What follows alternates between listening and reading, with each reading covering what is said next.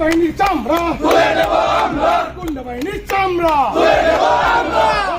ধিক্কার ধিক্কার ধিক্কার, সঞ্জয় দেব ধিক্কার ধিক্কার ধিক্কার। BMS Habanok Subai Sukrup Klaizaka Horo BMS ni Adongrogni Bishingo Kok Bangino Habanok Subai Sukrup Klaizaka Hani Kok Shiljamung Subaijaka Bishalgor Motorstand ni BMS Habanok BMS Bodol ni Bishing ni Adongrogno Subai Khana Hani Kok Shiljamung। কালকে রাত্রে আমি প্রায় 11টা বাজে আমরা সবাই বাড়ির gate লাগানো, হঠাৎ করে রাত্রেবেলা 11টার সময় রাজু দাস, সজল দেবনাথ, এরপরে দেয়া আপনার এই কিনা কয় অজয় দেবনাথ, রাজু সাহা, সুদীপ পাল, তিমির দত্ত, রঞ্জন বক্সি, হেরা এসেরা দাও নিয়ে এসেরা গাড়ি 3টা নিয়ে এসেরা আমার গেট টেট কুবাইছে। আমার মা, বয়স্ক মা এখনও বিছনাতে আছে, আপনারা দেখতে পারবেন। বয়স্ক মারে লাঠি দিছে, ছোটো ভাইয়ের বুকে ইট দিয়া মারছে, বড় ভাইরে গাড়ি দিয়া বাড়ি দিছে। আমার ভাতিজিরে, বড় ভাইরে বাঁচাতেও গেছে, ভাতিজিরেও লাঠি মারছে। তারপরে দিয়া এই এলাকার আমার পাড়ার সমস্ত, মানে কি কারণে এই ঘটনাটা কি কারণে হয়েছে? কী কারণে আমি বলতে পারবো না।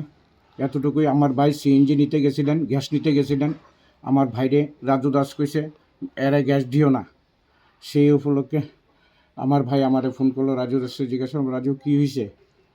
সলদা এরকম ব্যাপার, আমি তো এই কথা কইছি না। তখন আমি কিছু এর কাছে তো রেকর্ড আছে, তুমি যেন তারে গাড়ি গালাজ করছো।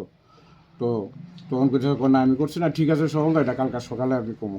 এখানে এতটুকুই শেষ। এরপরে রাত্রেবেলা তারা 11টার সময় আমরা সবাই কেউ খাইছিও না, কেউ খাইতে বসি, এই অবস্থা। আমরা তারপরে ভাতিজিরে জিবি রেফার করছে, নেওয়ার পরে বিশালগড় হসপিটাল থেকে। আর এই আমার ছোটো ভাইরও আভান্না রেফার করছে। তারা আবার রাত্রে 8টার সময় আইসেন, থানা পুলিশ আইসেন, আইসিরা আমরা এখন অবধি এই অবস্থা। আপনি বিএমএস এর কি দায়িত্বে আছেন? আমি বিএমএস এর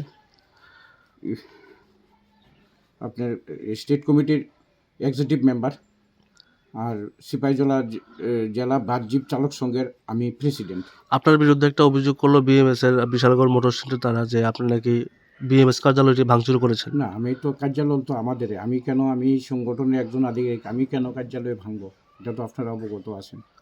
আপনি কি থানায় মামলা করেছেন? কারণ আমি মামলায় এখন আমি যাচ্ছি, কারণ আমার রুগী নিয়ে আমি ব্যস্ত।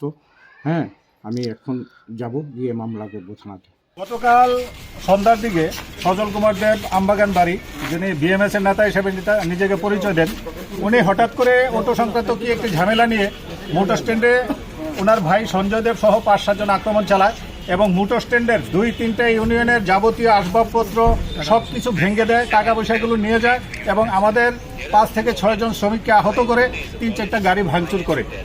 তো আমরা এরই প্রতিবাদে আজকে বিশালগড় থানার দ্বারস্থ হয়েছি, আমরা সমস্ত শ্রমিক মিলে।